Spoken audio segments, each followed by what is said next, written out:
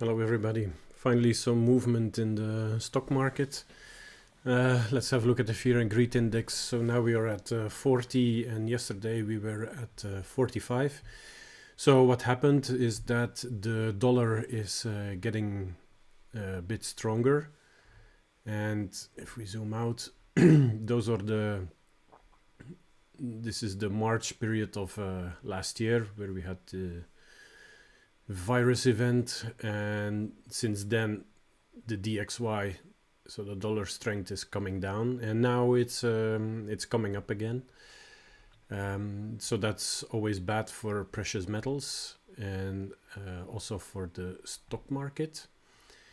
So if we have a look at the S&P 500, then now we're at minus 0.4, but we were lower. Let's have a look. Almost 1%. So let's see if this is now a beginning of a downward trend. So as I mentioned yesterday, we can go down like 4% to take out all those naked point of controls. Would be a nice retracement, and then am I still bullish on the stock market? Yeah, sure. We're at all-time highs and everybody is fearful. Plus, it's highly manipulated. Everybody is talking about how Bitcoin and cryptocurrencies in general are manipulated. But look at the stock market. Governments are all telling you that you should invest a part of your pension savings into the stock market. Central banks are saying that if prices are going down, they will buy up everything so that there will be no more crashes. I mean, if that is not manipulation, then I don't know. So let's have a look at gold. Had very nice gains today, but unfortunately slammed down due to the dollar strength. And silver doesn't even have a positive closure for the moment, so we're down at minus 1.17%. Bitcoin. So let's go again to the lower time frames. So I think this bullish Gartley that we can forget about it. So if we zoom in, you could see here how it nicely got bought up. And look at this week also. So there's a lot of buying going on at this level. So for now, I'm going to hide it. And there we go. And then in blue, I have this this triangle pattern. So you can draw it a bit like this. Somehow. And then also here, from this low like this. So for the people who are familiar with HVF, the Hunt Volatility funnel, this is one. I'm not going to go too much into details because I don't find it such a good method of trading. This is actually exactly the same as a triangle breakout, just with a better risk to rewards ratio. But if you would trade it as a regular triangle, you would get more or less the same results. And if you want to pay an almost 5-digit price tag per year, then be my guest to join his group. I added some personal touches to the HVF. This one looks good because I've noticed that only 1/3 of the HVFs they reach their target. So I did spend quite a lot of time to figure out how it can be improved. So I did find some points, and for the moment this looks good.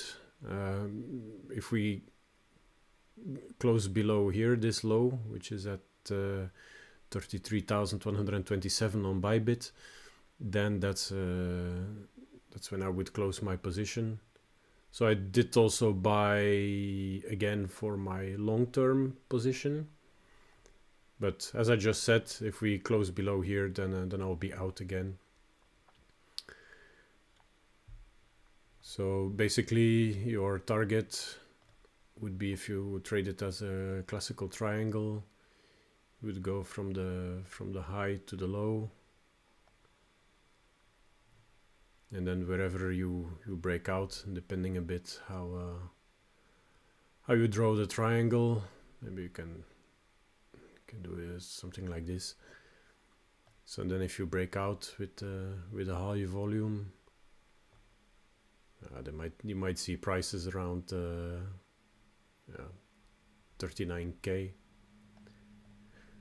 And on the other hand, it would confluence also with the bearish deep crap we have over here, which has a higher target, which is at the top of the range, which in my opinion makes more sense.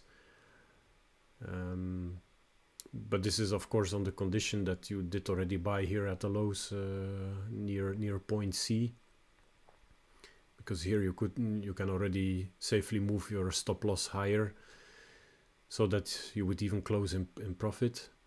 But if you didn't buy yet, then here this triangle formation can be a good point to start buying. So, and according to the HVF method, the best period would be when we break out from this high.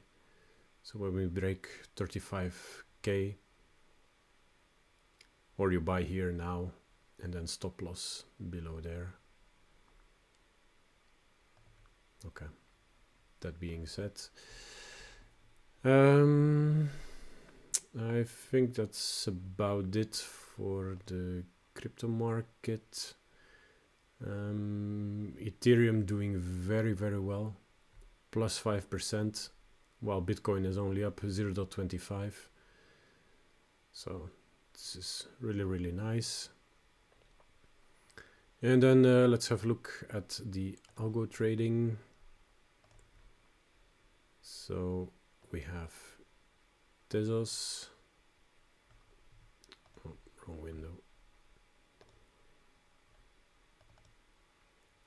Tezos, we got the buy signal here, we're below it, so we're a bit underwater. And then Dogecoin, also not much. Now the trigger line is even coming down. Okay, so not much here. Then the other ones, they still need to load. So Bitcoin, still nothing.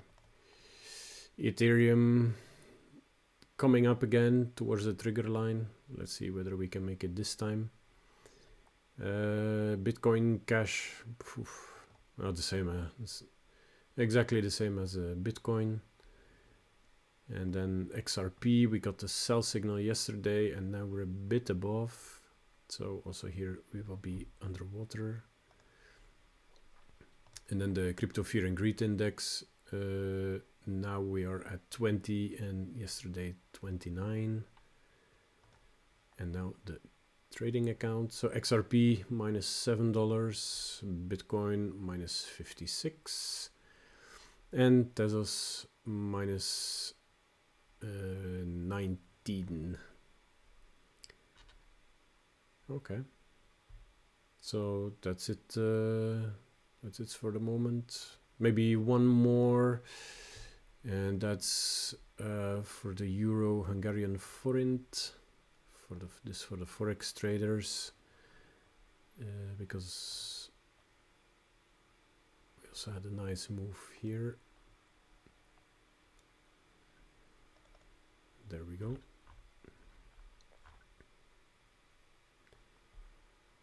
Let's take away the volume by price. So today nicely up, plus 0.63%. And that's what we like to see, because it still didn't touch the take profit at 357. So let's hope in the coming days we finally reach it. Okay, guys, that's it for me. Maybe just one more, the Bitcoin volatility. Okay, didn't do much because I think we're now slowly going to a volatile period. So we have this compression, and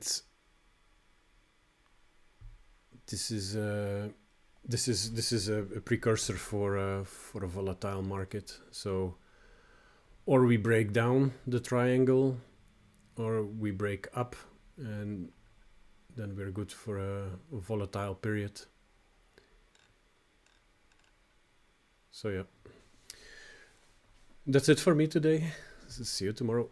Bye bye.